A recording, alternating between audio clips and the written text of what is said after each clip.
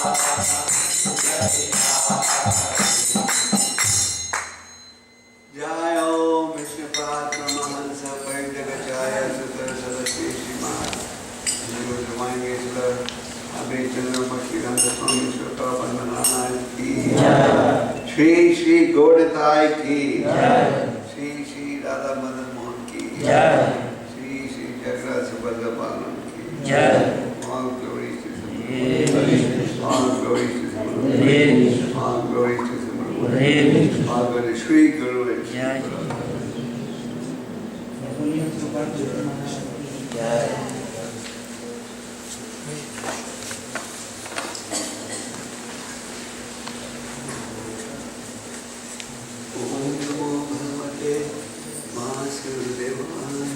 Om Namo Bhagavate Vasudevaya Om Namo Bhagavate Vasudevaya Om Namo Bhagavate Vasudevaya Om Namo Bhagavate Vasudevaya. So we are currently reading in the temple, chapter 5, text 1. No, Canto 1, chapter 5, text 11. This is actually a very, very famous verse of the Srimad Bhagavatam. And Acharya and Baba would often quote this verse. Canto 1, chapter 5, text 11.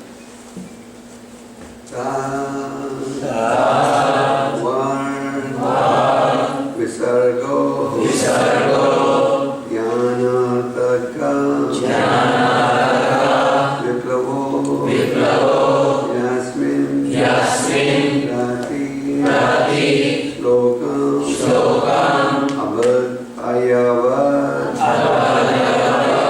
Vapi Yapi Naman Vinantasya Yaso Nikitani Shanvanti Jayanti Grananti Sadhvan Tadvad Visargo Gyanataka Viplavo Yasmin Pati Shlokam Abhatavat Yapi Namani Anantasya Yasho Nikitanya Srimanti Gayanti Grananti Sadhava Sarva Visargo Gyatataka Viplavo Yasmin Prati Shlokam Abhatavat Yapi Namani Anantasya Yasho Nikitanya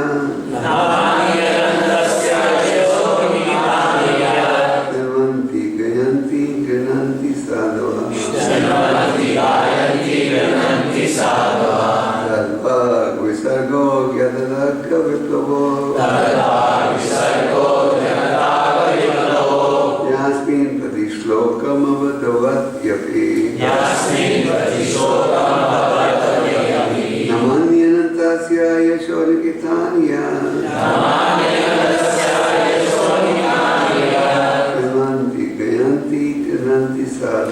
Srimanti Gayanti Grananti Sadhava Tadvad Visargo Janataga Viplavo Yasmin Prati Shlokam Avyaktivapati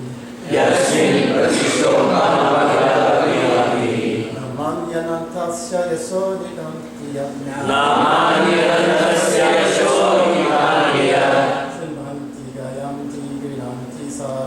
Srimanti Gayanti Grananti Sadhava Tadva Visargo Janataga Viplavo Yasmin Prati Shlokam Abhatavat Yapi Namanyanantasya Yasodikantiya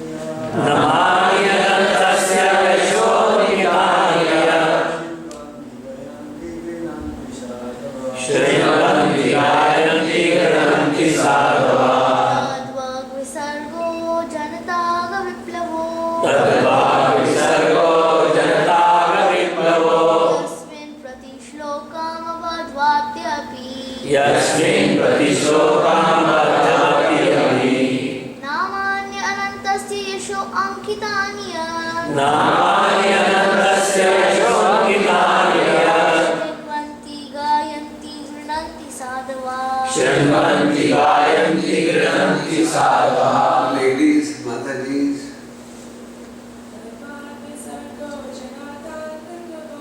तद्वापि सर्गो जनताकविप्लवो यस्मिन् प्रतिशोकं बद्धवति अपि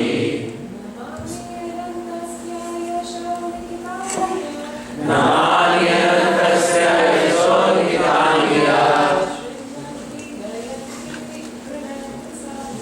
शृण्वन्ति गायन्ति गृह्णन्ति साधवः तद्वापि सर्गो जनताकविप्लवो यस्मिन् प्रतिशोकं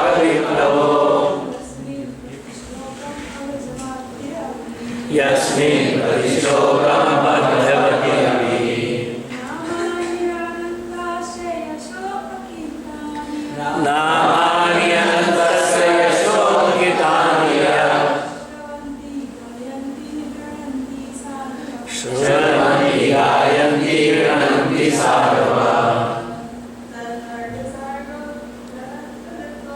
तद्वापि सर्गो जनताकविप्लवो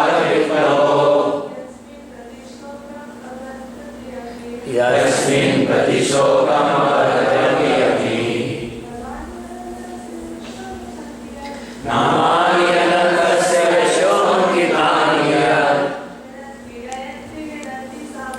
शृण्वन्ति गायन्ति गृह्णन्ति साधवः तद्वापि सर्गो जनताकविप्लवो यस्मिन् प्रतिशोकं बद्धवति अपि नामानि अनन्तस्य यशोऽङ्कितानि शृण्वन्ति गायन्ति गृह्णन्ति साधवः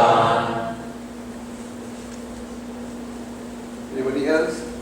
तद्वद् विसर्गो जनताकविप्लवो तद्वापि सर्गो जनताकविप्लवो यस्मिन् प्रतिश्लोकम् अबद्धवति अपि यस्मिन् प्रतिशोकं बद्धवति अपि नामानि अनन्तस्य यशो अंकितानि नामानि अनन्तस्य यशोऽङ्कितानि श्रवन्ति गायन्ति गृह्णन्ति साधवः शृण्वन्ति गायन्ति गृह्णन्ति साधवः Word meaning. That. Word. Vocabulary. Visarga. Creation. Gyata. The people in general. Aga. Sins. Viplava. Revolutionary. Yasmin. In which. Prati Shloka. Each and every stanza. Abaduvati. Irregularly composed. Api. In spite of. Namani. Transcendental names, etc. Anantasya. Of the unlimited Lord. Yasa. Glory. Ankitani. Depicted. Ya. What? Shanvanti. Do hear. Gayanti. Do sing. Gananti. Do accept. Sadhava. The purified men who are honest. Translation. On the other hand, that literature which is full of descriptions of the transcendental glories of the name, fame, forms, pastimes, etc. of the unlimited Supreme Lord is a different creation, full of transcendental words directed towards bringing about a revolution in the impious lives of this world's misdirected civilization. Such transcendental literatures, even though imperfectly composed, are heard, sung and accepted by purified men who are thoroughly honest. Will you repeat after me the translation? It's a very important verse. On the other hand, that literature which is full of descriptions of the transcendental glory of the name, fame, forms, pastimes, etc. of the unlimited Supreme Lord is a different creation. Full of transcendental words directed toward bringing about a revolution in the impious lives of the world's misdirected civilization. Such transcendental literatures, even though imperfectly composed, unheard, sung, and accepted, but purified men who are thoroughly honest. That's all of you. Okay. Purport by Divine Grace, A.C. Bhaktivedanta Swami Srila Prabhupada. Srila Prabhupada ki. It's a very long purport. The purport runs into nearly 3 pages. So we read parts of it. It is a qualification of the great thinkers to pick up the best even from the worst. It is said that the intelligent man should pick up nectar from a stalk of poison, should accept gold even from a filthy place, should accept a good and qualified wife even from an obscure family, and should accept a good lesson even from a man or from a teacher who comes from the untouchables. These are some of the ethical instructions for everyone in every place without exception. But a saint is far above the level of an ordinary man. He is always absorbed in glorifying the Lord, because by broadcasting the holy names of the Supreme Lord, the polluted atmosphere of the world will change, and as a result of propaganda, the transcendental literature like Srimad Bhagavatam, people will become sane in their transactions. While preparing this commentary on this particular stanza of Srimad Bhagavatam, we have a crisis before us. Our neighboring friend China has attacked the borders of India with a militaristic spirit. We have practically no business in the political field. Yet we see that previously they were both China and India, and they lived peacefully for centuries without ill feeling. The reason is that they lived those days in the atmosphere of God consciousness.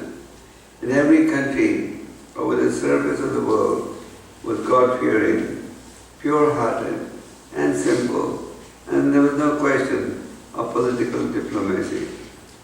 There is no cause of quarrel between the two countries, China and India, over land which is not very suitable for habitation. And certainly, there is no cause for fighting on this issue. But due to the age of quarrel Kali, which we have discussed, there is always a chance of quarrel on slight provocation. Just for your information, this purport that we are reading was written by Prabhupada in 1961 or 62 when the war broke out. It's not that the purport was written yesterday. This is the first canto that Prabhupada wrote, translated, before coming to the West. So it's in the early 60s. But due to the age of Kali, we have discussed, there's always a chance of quarrel on slight provocation. This is due not to the Ishan question, but to the polluted atmosphere of the age. Systematically, there is propaganda by a section of the people to stop glorification of the name and fame of the Supreme Lord. Therefore, there is a great need for disseminating the message of Srimad Bhagavatam all over the world. It is the duty of every responsible Indian to broadcast the transcendental message of Srimad Bhagavatam throughout the world. It is the duty of every responsible Indian to broadcast the transcendental message of Srimad Bhagavatam throughout the world, to do all the supermost good, as well as to bring about the desired peace in the world. Because India has failed in her duty by neglecting this responsible work, there is so much trouble and quarrel all over the world. We are confident that if the transcendental message of Srimad Bhagavatam is received only by the leading men of the world, certainly there will be a change of heart, and actually the people in general will follow them. The mass of people in general are tools in the hands of the modern politicians and leaders of the people. If there is a change of heart of the leaders only, certainly there will be a radical change in the atmosphere of the world. We know that our honest attempt to present this great literature, conveying transcendental messages for reviving the God consciousness of the people in general and re-spiritualizing the world atmosphere, is fraught with many difficulties. Our presenting this matter in adequate language, especially a foreign language, will certainly fail, and there will be so many literary discrepancies despite our honest attempt to present it in the proper way. But we are sure that with all our faults in this connection, the seriousness of the subject matter will be taken into consideration, and the leaders of society will accept this, due to it being an honest attempt to glorify the Almighty Lord.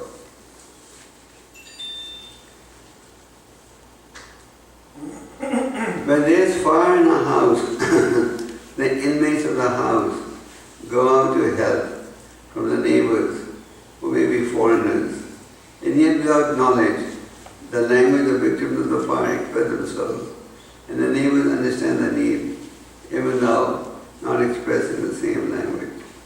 The same spirit of cooperation is needed to broadcast the transcendental message of Srimad Bhagavatam throughout the world.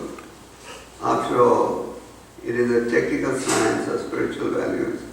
And thus we are concerned with the techniques and not with the language. If the technique of these great literatures are understood by the people of the world, they will be success. Om Jnana Jnana Shakshurvindana Tasmai Shri Gurave Namah Shri Chaitanya Manobhishtam Sthapitam Yena Bhutale Sarvabhakaramariam Dadati Swapadantikam Vandeham Shri Guru Shri Gurapadakamam Shri Guru Vaishnavamsa Shri Rupam Sarvajatam Sarvaganatam Vitantam Srishivam Sarvetam Sarvadhutam Parijana Sahitam Krishna Chaitanya Devam Shri Radha Krishna Balavan Sarvanadhanita Shri Shakhanvidansya He Krishna Karuna Sindhu Deenabandho Jagalpate Govesha Gopika Kanta Radha Kanta Namaste Tata Kanjanavanti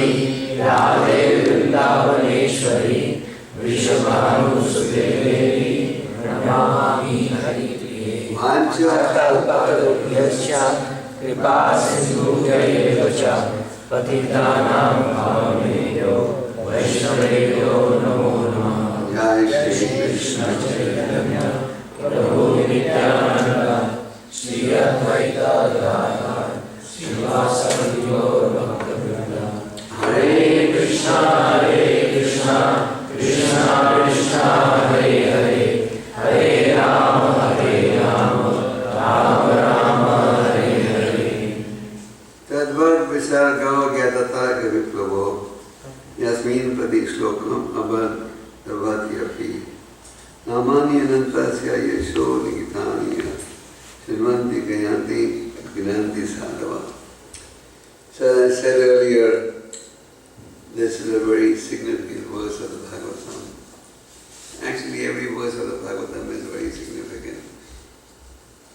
but this verse conveys a very powerful message, and Prabhupada in his 3 pages of purport further analyzes the current situation.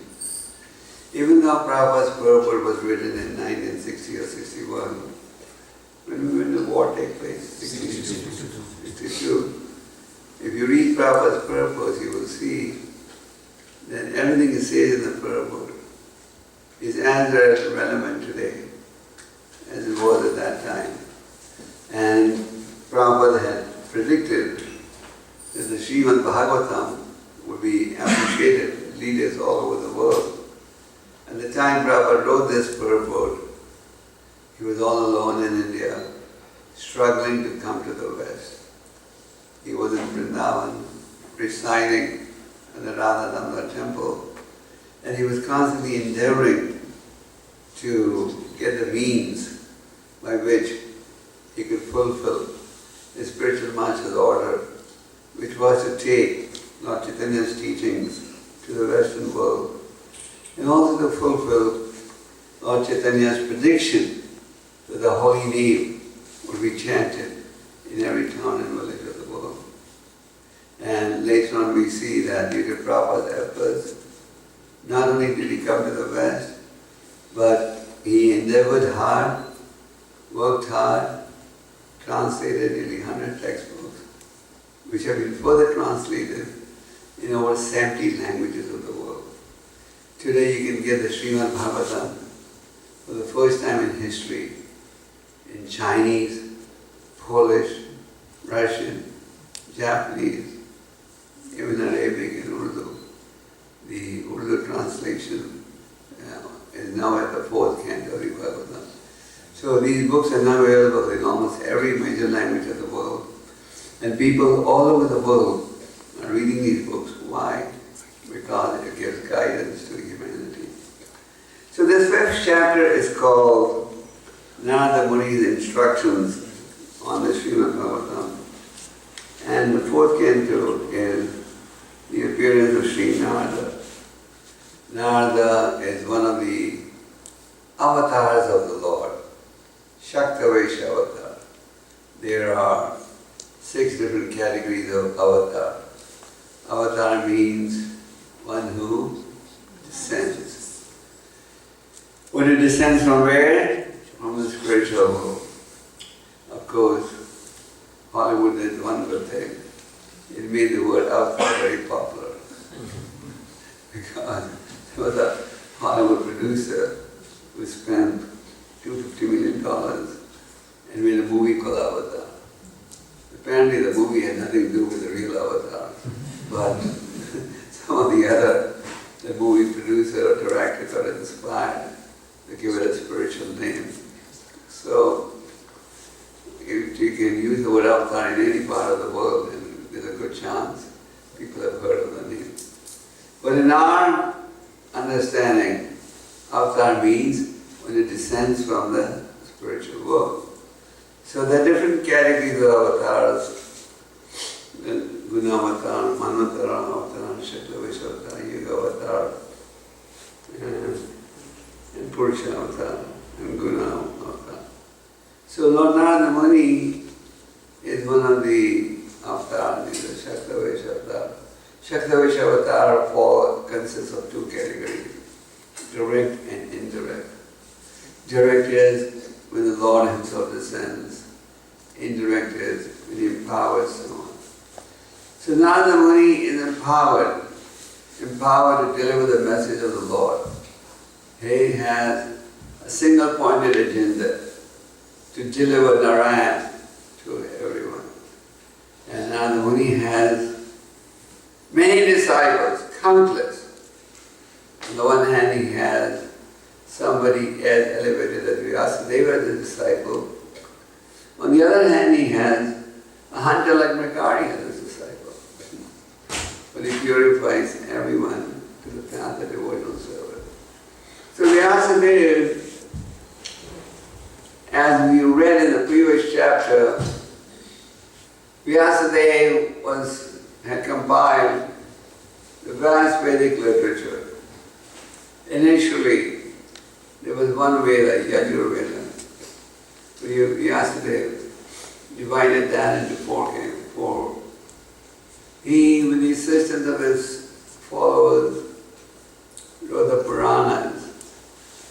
And then he wrote the Mahabharata, which presents the philosophy and principles of morality.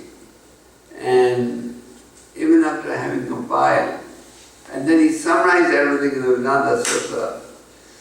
But even after having compiled this vast Vedic knowledge for the benefit of humanity, Vyasa was feeling that there's something lacking in his effort. He was feeling some deficiency. Sometimes you work hard, but then you feel that there's something that you should have done and you didn't do. You feel some level of dissatisfaction. So he was just meditating. He was sitting on the banks of the river Saraswati, and he was meditating. What's lacking in my effort? There is something lacking. He didn't feel total satisfaction. And as he was lamenting and meditating, there appeared a great sage, Narada Muni. And Narada Muni appeared and said, the cause of your unhappiness is that you have not exclusively glorified the Supreme Personality of Godhead. You have not exclusively presented the signs of pure devotional service. And this gave birth to the Srimad Bhagavatam, which had been described in the first canto as the Gama Kalpa Karor Kalikampala, the ripened fruit of Vedic knowledge. The Vedic knowledge no doubt educates us in the science of God, but within the Vedic literature, there are also aspects for karma conduct and limited sense enjoyment. But Vyasadeva, Narada Muni, wanted to present the path of pure devotional service, because the results you can get by pure devotional service cannot be achieved by motivated devotional service or mixed devotional service. Therefore, in response to the advice given by his spiritual master, Vyasadeva proceeded to give us the Srimad Bhagavatam. We see that even great personalities take guidance. Lord Shri Krishna, the Supreme Personality of Godhead, when he appeared on the planet, he also took on Sandipani Muni as his spiritual master. Chaitanya Mahaprabhu, when he appeared, he also took on Ishvara Puri as his spiritual master. Vyasadeva took on Narada Muni as his spiritual master. Narada Muni was guiding him. So therefore it is recommended on the spiritual path that one should take guidance from a self-realized soul, or somebody who is sincerely following a self-realized soul. And by following the process, one will make spiritual advancement. So Vyasadeva was instructed by Narada Muni to please glorify the process of pure devotional service. There's a statement, there's a sloka in the Chaitanya Charitamrita, which is as follows. Krishna Bhakta Niskama Ataiva Shanta Bhakti Mukti Siddhi Kami Sakali Ashanta. The devotees of Krishna, those who are engaged in Niskama service. Niskama means without expecting anything in return. They are always peaceful. And in contrast, Bhakti Mukti Siddhi Kami, the others who are attached to fruitive activities, those who wait to the yogic process, they want something in benefit. Because they are motivated, they are not peaceful. In other words, if one engages path of pure devotional service, then even in an adverse condition, he will not be disturbed. It is not that if you take to the path of devotional service, you will not have to face any adverse condition. It's not that if you take to the path of devotional service, you will not have to face challenges. You will. This is the nature of ritual work. Even Prabhupada, his intentions are pure, but he had to struggle for a period of time before he could establish the Krishna conscious movement. So, the struggle will be there. But because you are engaged in the path of pure devotional service, Krishna, who is within the heart, gives us the strength and determination to progress on the devotional path. So now the Muni basically instructed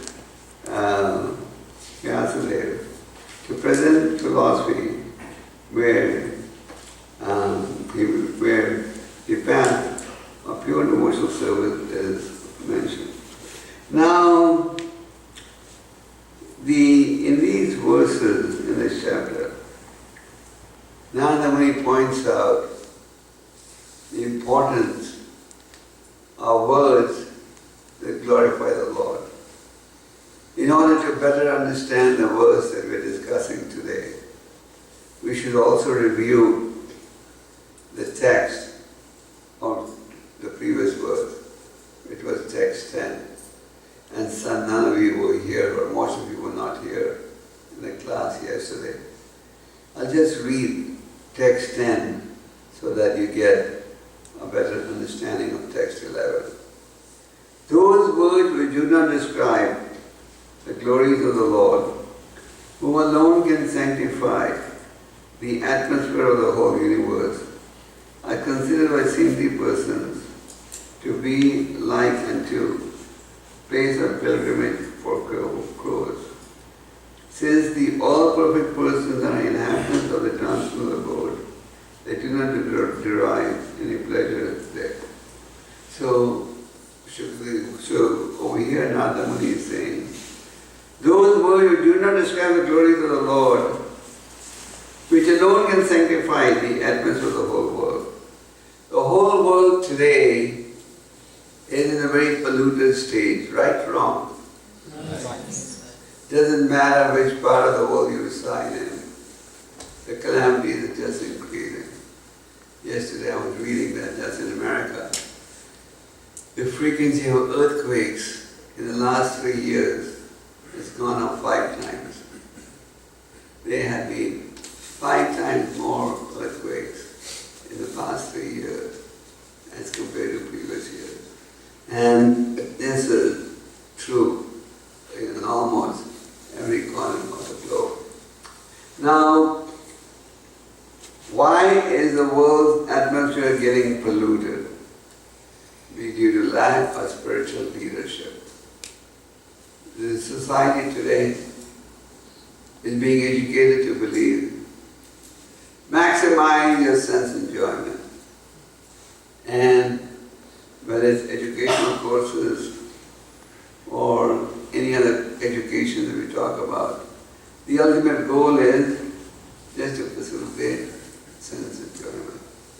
So, in this verse, text 10, it said, those words that do not describe the glories of the Lord are considered by saintly persons to be like a place of pilgrimage for crows.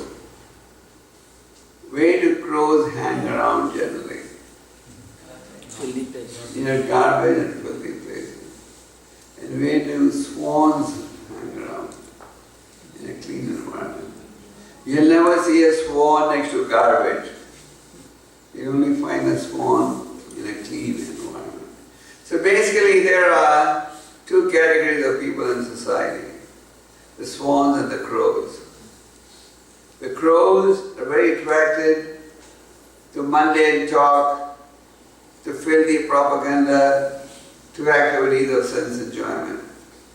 And these activities have been compared by the great sages to garbage.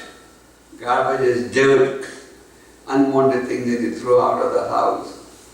And wherever there is garbage, the crows also come and sit there. You see that in India everywhere. Wherever there is garbage, the crows are there. And the swans are attracted to a clean environment.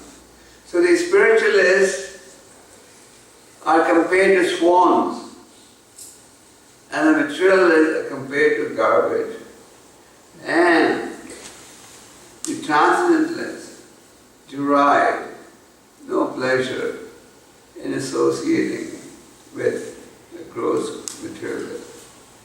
Both crows and swans are birds of the same feather, but they have different mental attitudes. One wants a clean environment, the other is ready to stay in a dirty environment. Now, with this background, we can better understand today's verse, which is text 11. What is Narada Muni saying? On the other hand, on the one hand, he has already described literature that doesn't glorify the Lord and glorifies material things. If you go to any bookstore or you go to any newspaper stand, you will see that by and large, most of the literature there is literature not related to the Lord. Am I right? Prabhupada in one of his purport talks about the killing of trees. Trees also have life. To hold a view, the trees and plants don't have life, is wrong. Many years ago, about 25 years ago, I read a report which was published by some research scientists at the University of British Columbia in BC. And they said that they are convinced that the plants also have life. And they not only have life, but they have a system of communicating with each other by releasing different types of airs when they are attacked by different insects. So it's not that the trees don't have life. So what is this literature printed on? Printed on newspapers. It is paper. How do they make paper? What is the raw source? Pulp. Where does pulp come from? Trees. So they kill innocent trees just to publish this filthy, pornographic, mundane literature. Innocent trees are slaughtered just for nothing. But then someone may say, oh, but don't you slaughter trees also to print your books? Yes, we do. But when trees are slaughtered, and the pulp is used to make paper, on which the transcendental glories of the Lord are offered, then the trees get benefit. They get benedicted. So it is unfortunate that there is such massive terrorism going on against trees. These days in society, the word terrorist has become a very hot word.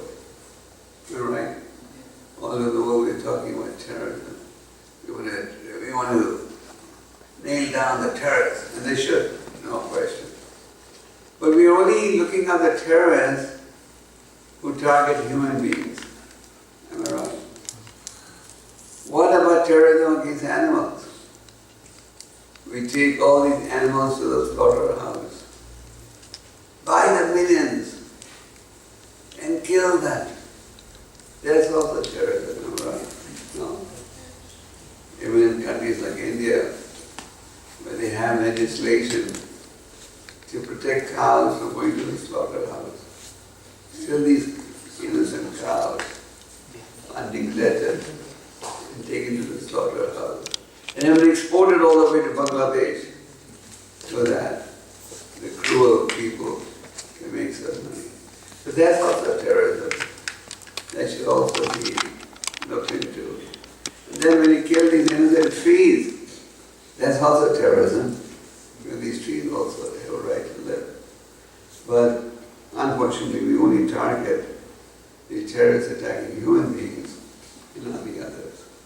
So, that literature, which is full of descriptions of the transcendental name, fame, form, person of the unending Lord, that can bring about a peaceful revolution in the minds of people. So, what ISKCON is trying to do, what the Vaishnavas are trying to do, is bring around a peaceful revolution in the hearts of people. We are aware of political revolutions, isn't it? Just like in Russia, Lenin led a big revolution at one time. And we all know there have been revolutions in different parts of the world. But what is needed in society today is a spiritual revolution. Spiritual revolution is not accompanied by any weapons.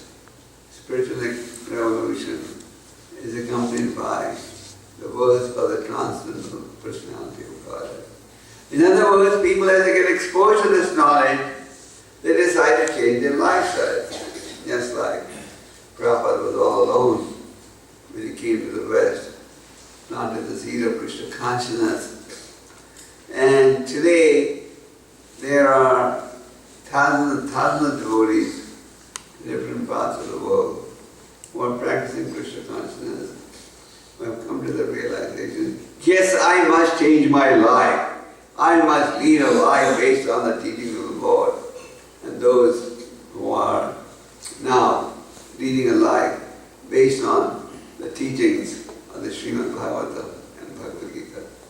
So, what is needed in society is this transcendental literature. Bhaktisiddhanta Saraswati Thakur, our spiritual grandfather, used to say, if we're told there's a shortage of anything in the world today, it's mainly knowledge about God. So society that as we see today is suffering. If anyone thinks the mature world is a place of enjoyment, it's just an illusion. Doesn't matter which part of the globe you may go to, doesn't matter whether you're born in a rich family or a poor family. No one can escape the sevenfold miseries of life. And if we are enjoying good health today, if we are enjoying good positions today, if we are enjoying a respected career today, it is a pious karma. When we get the benefits, when we are in a comfortable position, we are exhausting our pious credits. We all have credits and debits. So when you have good karma, accumulated credits up to a point, so then you get the result, good job, good physique, good education, good stature in society. But we are exhausting the pious results of your previous life. But then how you act today, and if you are experiencing some suffering, we should not lament, because when there is suffering, we are exhausting or liquidating our liabilities. Just like you may have a bank debt of $100,000. So when you pay off that debt, you're left with less cash. But at the same time, you have the satisfaction you've cleared off your debt. So when we are experiencing the suffering in life, we are liquidating our negative karma. Okay, now you've gone through this suffering, so now your liability has been reduced. But when you are experiencing comforts of life, then you're liquidating your pious karma. And if you don't act properly, then you'll become bankrupt. And you'll go the other direction. So, literature which doesn't describe the glories of the Lord will simply create a disturbance in society. So what is needed is literature that is described here. Shrinvanti Gayanti Gananti Sadhava. As I said, this verse is very famous.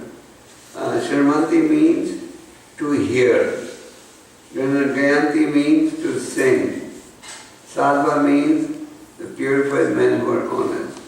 So those who are honest, they engage in glorifying the transcendental personality of Godhead.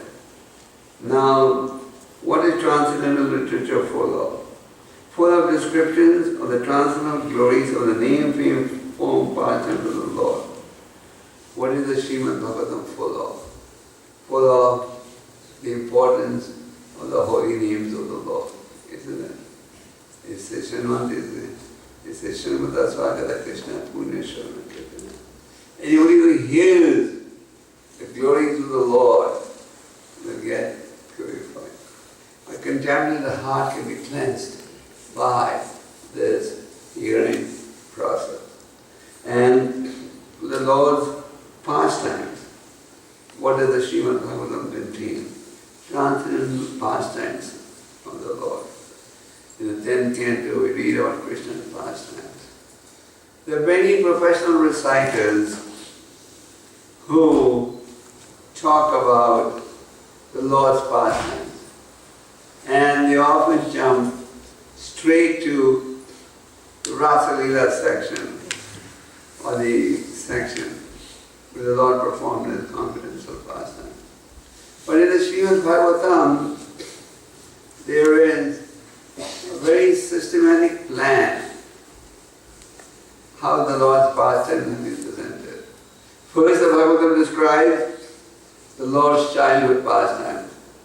And when you read about the Lord's childhood pastimes, you see how the Lord, small baby, even as a small baby, he performed Herculean tasks. Putana was a very powerful demon who came with an envious plan. She had poison on her breast with the goal of poisoning Krishna. And how she was killed. How Krishna, when he was only a young child, he pulled two huge trees, Yamunarjuna trees, and he pulled them down. How Krishna showed the whole universe in his mouth to his mother. So after describing these transcendental qualities and these transcendental pastimes, and by the time the reader reads and hears the childhood pastimes of the Lord, there will be no doubt that Krishna is Om Purnam Ada Purnamidam. He is complete in all respects at all. Knowing that he is no doubt the Supreme Personality of Godhead.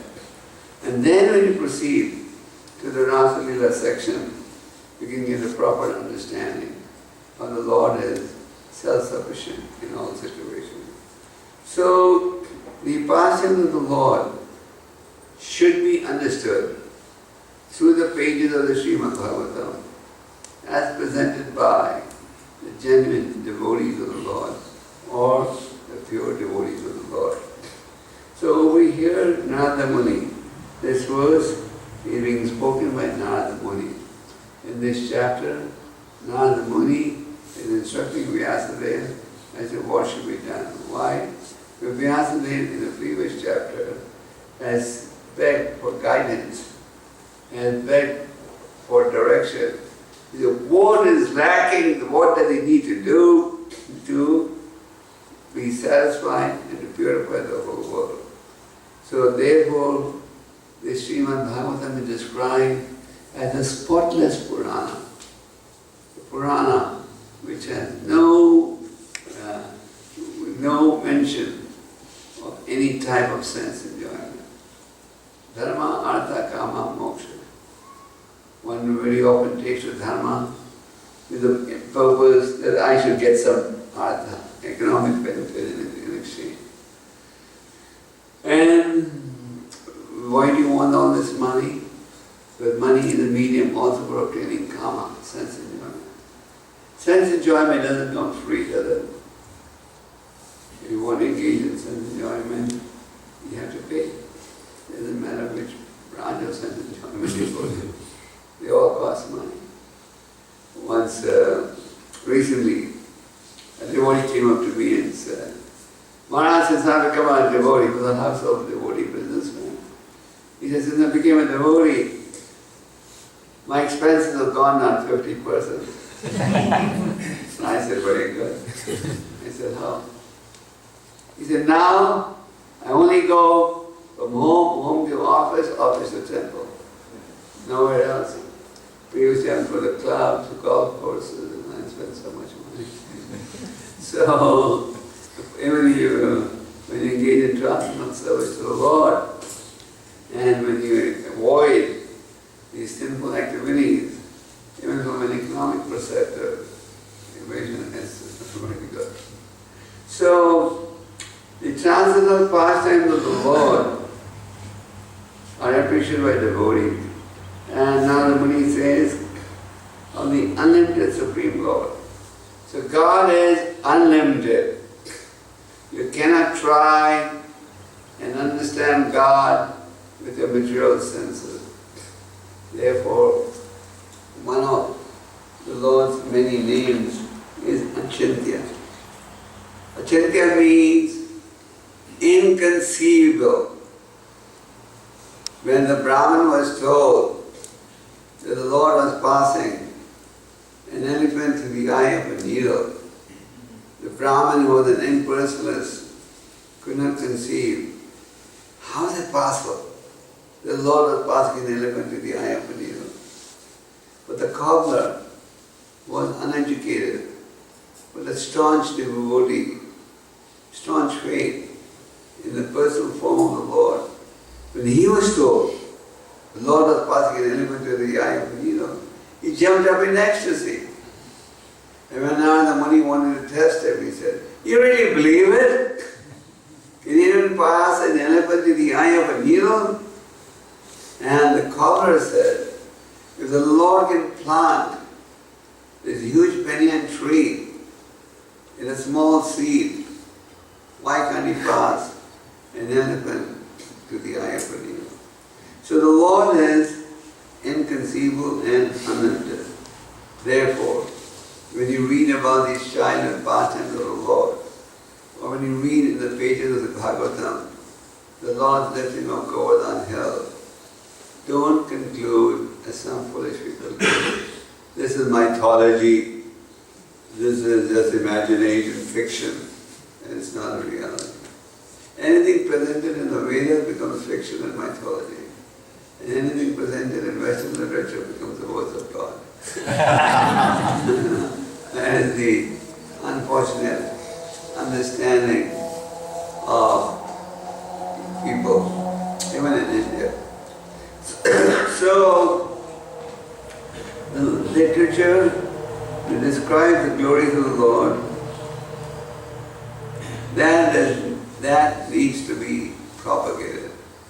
And now the Muni says, it will bring about a revolution in the impious lives of this world's misdirected civilization. Such transcendental literature, even though imperfectly composed, are heard, sung and accepted by purified men who are thoroughly honest.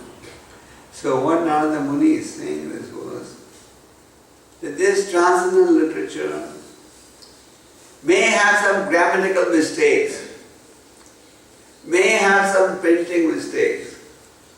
It doesn't matter. Did any of you read the Srimad Bhagavatam first canto, original set that Prabhupada translated in India before he came to the West? Okay, if you read that first canto Bhagavatam that was published by Prabhupada in India before he came to the West, when Prabhupada came to the West, he brought 200 sets of the first canto. But if you read the first canto, first presentation, you will find a lot of mistakes. But these were essentially grammatical mistakes. Because at that time, Prabhupada was a one-man army. He was translating the books himself in Radha Damodar temple. Then he had a real old typewriter that he used to type with. Then he would take the train on the Tanga, come to Delhi, go to the station. Then when he would come to Delhi, he would go around approaching businessmen, government agencies for financial help. Then he would go and buy the paper. Then he would take the paper to the printer, and it was printed by letterpress. I mean, these days you have these sophisticated printing presses.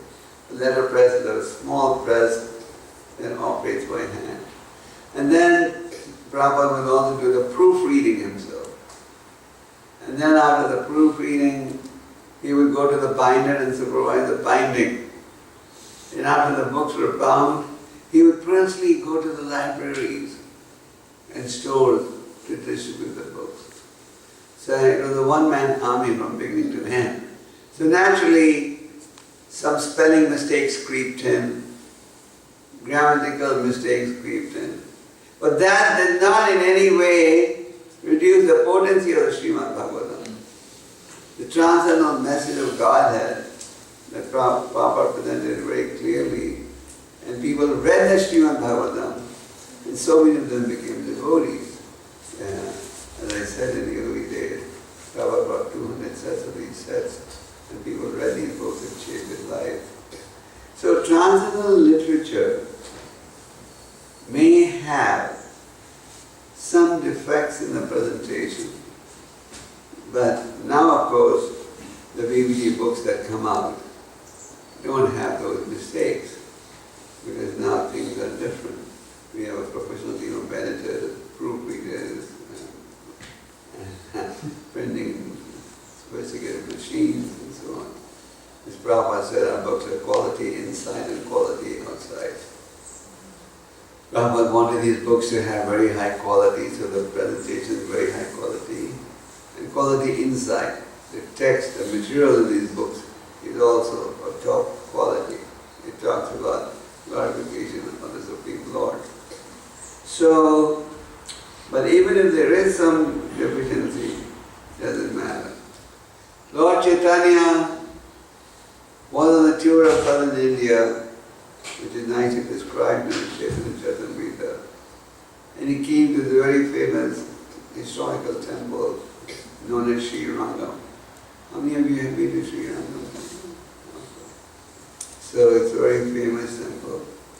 And in the Sri Rangam temple, there used to be an uneducated Brahmin who would sit down every day at the same location against a pillar and recite 18 chapters of the Bhagavad Gita. This Brahmana was uneducated. And because he was uneducated, he could not pronounce the shlokas properly. But because he was ordered by his spiritual master to recite 18 chapters every day, he would every day without fail sit down in one place and chant the 18 chapters. And because he was uneducated, he would pronounce many shlokas wrong. And he would not even understand their meaning. But still, he did not get discouraged. And he carried out his duty sincerely. And when he would be reciting these shlokas, he would display symptoms of ecstasy, such as tears come from the eyes, hair standing on end, body trembling. These are also symptoms of shivering in the cold winter. But these were not symptoms of shivering in the cold winter. These were symptoms of ecstasy.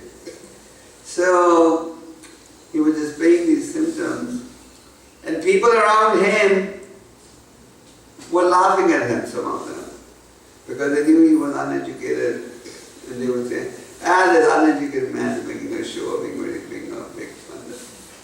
But Lord Chaitanya could recognize that this man was displaying genuine feelings of ecstasy.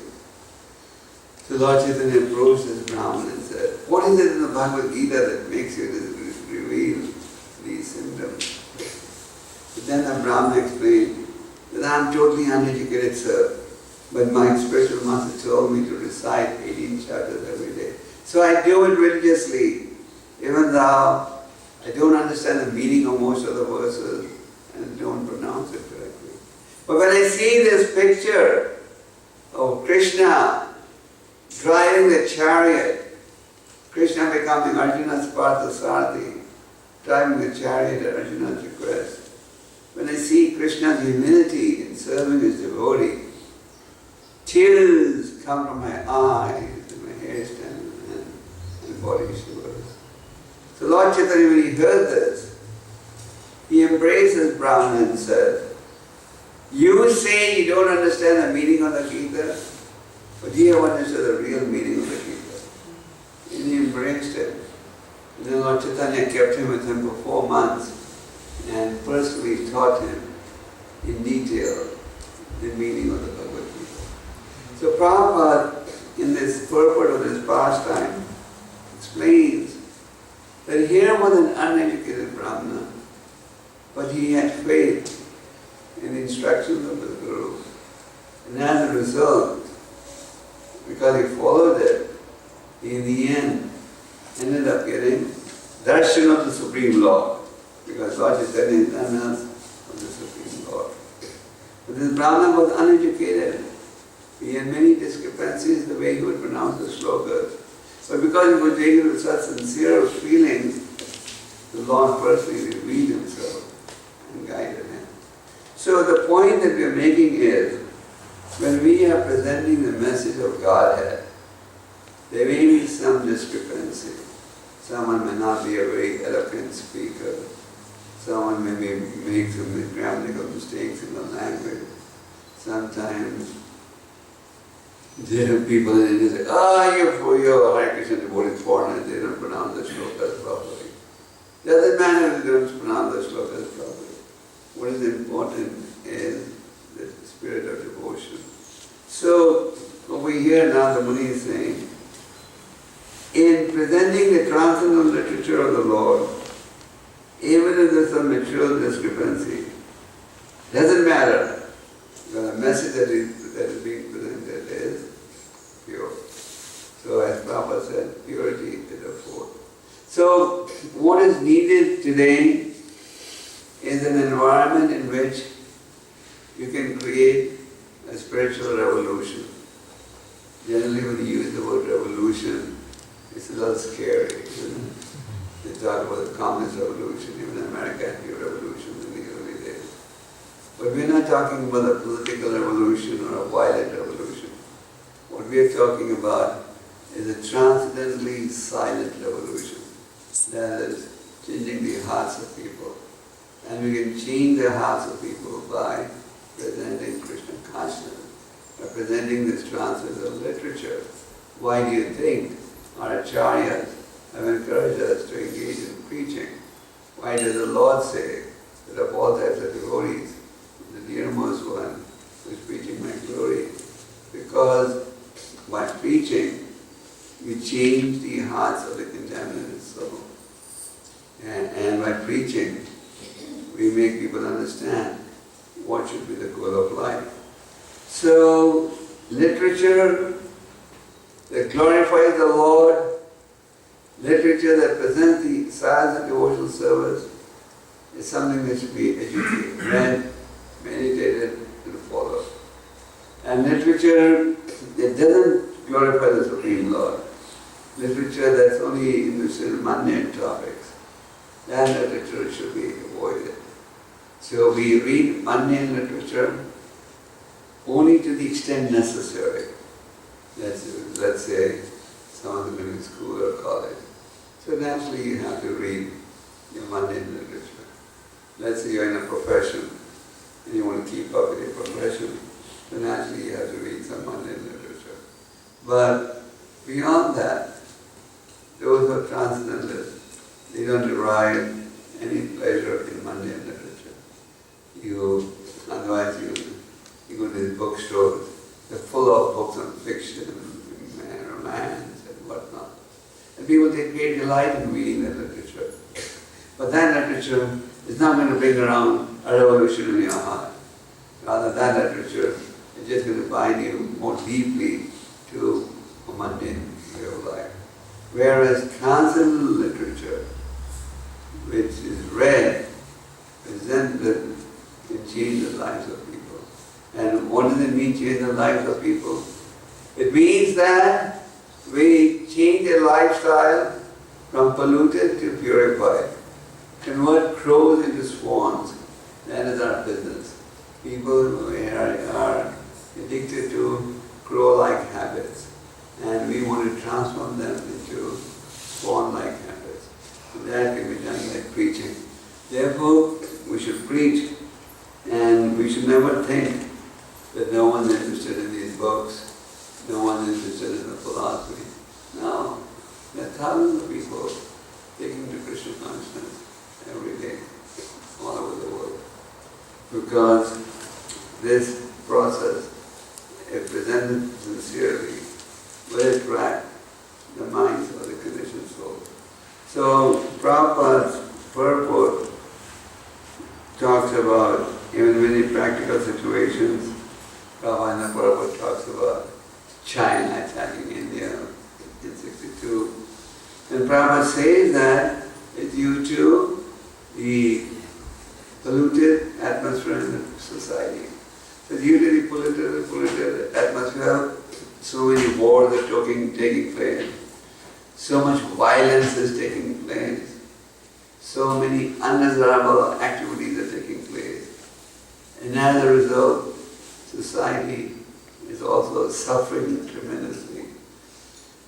All these natural disasters are being caused due to man's greed.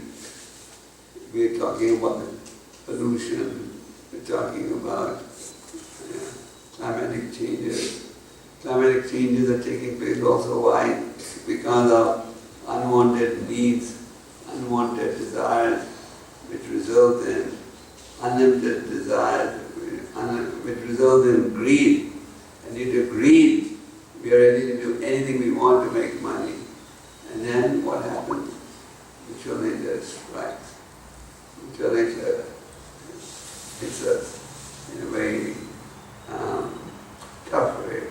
If we look at the effects of mutual nature, you'll see that the effects are very severe.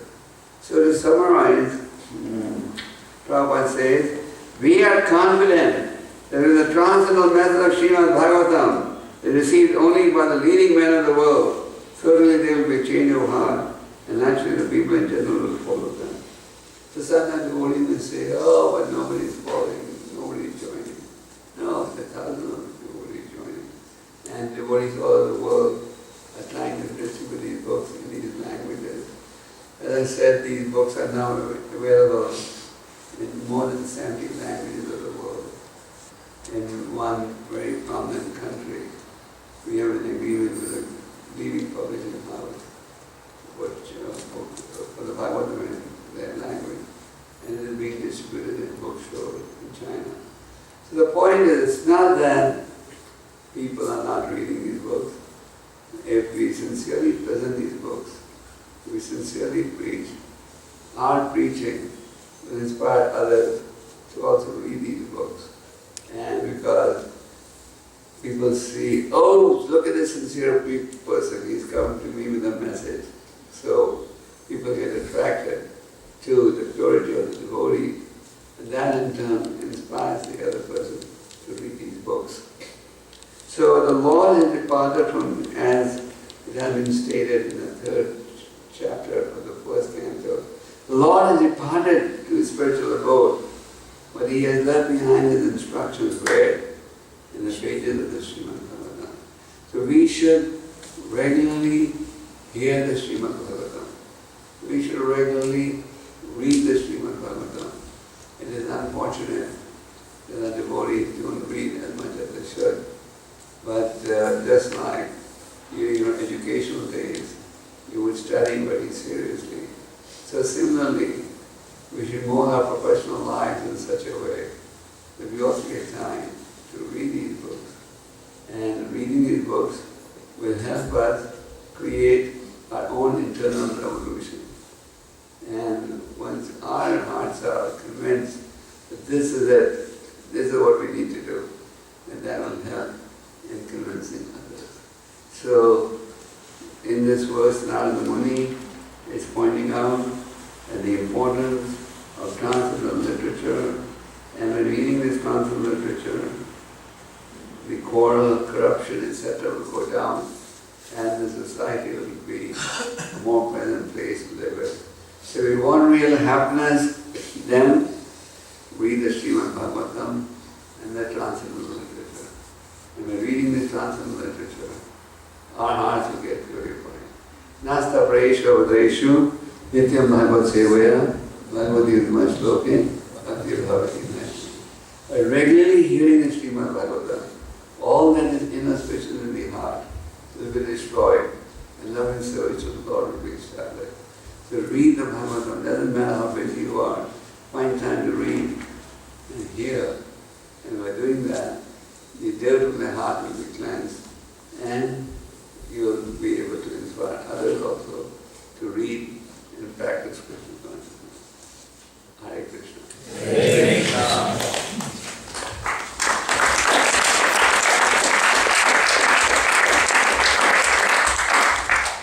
So any questions? Just two or three. Two more lectures. Yeah. In that translation, it's mentioned about such transcendental scriptures, even though imperfectly composed, it doesn't seem to be like, how can it be imperfectly composed if it's transcendental? Because transcendental means complete or I perfect. think what it means is, let's say you're printing this transcendental literature. We are printing this. So let's say there's some printing discrepancies. And this is the humility of Narada Muni. That even if there is some fault, doesn't matter. Sometimes we get Sanskrit scholars. What is it? This verse is not composed properly. They should have been this or this one. So Narada Muni is preempting such criticism. He's saying, even if there is some so-called disagreement, doesn't matter. The message is the real thing. I don't want to ask some controversial question, but just like Prabhupada's, how come they edited or something? Some devotees saying why they edited, and Prabhupada says, don't change my book. No, but that's not changing the books. What happened is, when Prabhupada Western disciples started helping Prabhupada in the translation work, many of them could not properly, fully understand his accent. And as a result, they misunderstood Prabhupada's words, few words here and there. So later on, when other devotees got more used to Prabhupada's language, accent, they went back and revisited. They found that because Prabhupada started before Prabhupada went to the West, he would do everything by hand, typing and handwriting. But then after he launched the Krishna conscious movement, he was traveling all over the world. So Prabhupada would then get up at 10 o'clock in the night and translate on dictaphone. We see those pictures of Prabhupada translating on dictaphone. And those tapes would be sent from wherever Prabhupada was to the editorial office in America. So there was no change. What was done is the books have been brought around more in line with what Prabhupada said. Yes, anyone? Yes, Lisa. How can one increase the preaching? By enthusiasm and effort. We should be enthusiastic to preach, because this is the desire of the Supreme Lord. There are thousands of verses and thousands of purports where preaching is encouraged and recognized. So when we see that this is a desire of the Lord, then the devotee's desire is to fulfill this desire. Yes. Guru Maharaj, I was wondering about you mentioning about being very careful of contamination from reading these literatures that are from the crows and not associating with materialistic people. And the more I'm learning, especially because of my son's health, I'm learning a lot about nutrition, and I'm realizing that even the food supply is very contaminated. Even you just buy vegetables nowadays, and you don't know if they put some spider gene in it or some fish or something. And it's you know, it's so difficult, it seems like, living in this material world and just staying healthy so you can preach. So I'm just wondering, like, did Prabhupada have a plan for that too, like for the farm communities and growing our own food so it would be pure to offer the deities, or? Prabhupada gave us so many transcendental plans, but it's our own limitation that we haven't been able to fulfill all of them. But nevertheless, the devotees are trying their best. Just like when Prabhupada left the planet, ISKCON had about 120 or 130 temples. Today there are more than 500 temples.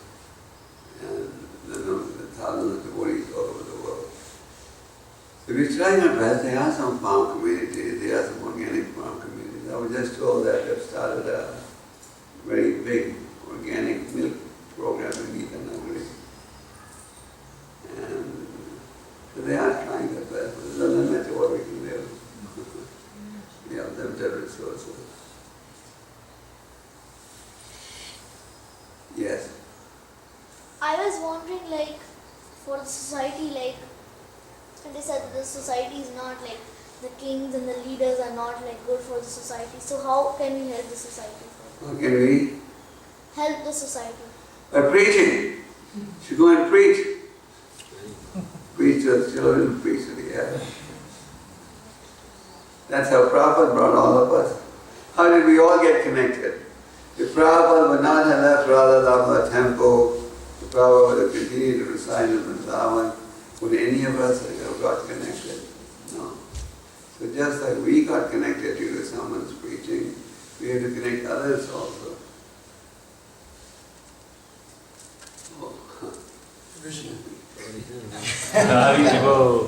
This is one of the original 200 sets. So if you read it, you will find some typing mistakes, some spelling mistakes, some punctuation mistakes. But it doesn't matter. The message is pure. Yes. Maharaj, you have many questions, but I'll ask only 3 right now. Only answer one. I have to stop now. I'm running late. The question is that you were talking about the Brahmin reciting the verses of Gita and he was uneducated. Is it safe to say that the Brahmin did not have false ego and that's why he was able to approach his Guru or the Lord itself? He did not approach the Guru, the Lord came to him. Right. He was just chanting. And you are saying that maybe he was humble. That's right. At least he was sincere, and that's what I can say. And we so-called educated, we tend to carry false ego around and don't... So keep chanting. Chanting will crush your ego. Yes. One Prabhu told me that the Prabhupada said that it's actually possible to bring about the Satya Yuga early if we do enough preaching. Is that? The Prabhupada has said that you can create Satya Yuga in Kali Yuga by preaching. Just like sometimes you may have -40 temperature. It's cold. But then by heating, and you don't feel any cold at all, isn't it? You go to the Middle East, it's so hot. But they've manipulated it in such a way that you don't feel the heat. The buses are air conditioned, the taxis are air conditioned, the homes are air conditioned, the shops are air conditioned, the offices are air conditioned. So wherever you go, except on the hot street, it's cool as that. So with technology, you can convert cold to heat, heat to cold. So it's pretty spiritual technology, you can convert Kali Yuga into Satyuga, flying cloud like the Lord. Just like Prabhupada said, these temples are not in Atlanta or London or Paris, they are all in Vaikuntha. Okay. Okay, last question. I think another thing is that we're becoming very spoiled, and I think we need to become like, I think more tapasya. We are getting spoiled. No, is that your question? I'm trying to understand the question. Tapasya, I think we need to become more tapasya, less physical things, and I think... When you say we're getting spoiled, you mean devotees getting spoiled or the People in material? general, everybody, I don't know. Yes, because people from their birth are educated in the science of sense enjoyment. The schools are educating you in that, the colleges are educating you in that, your relatives are educating you in that. When you become Krishna conscious, what do the relatives say? You became in such a young age. Sometimes people become devotees, the parents say, hey, you were better off before when you were smoking and drinking. So,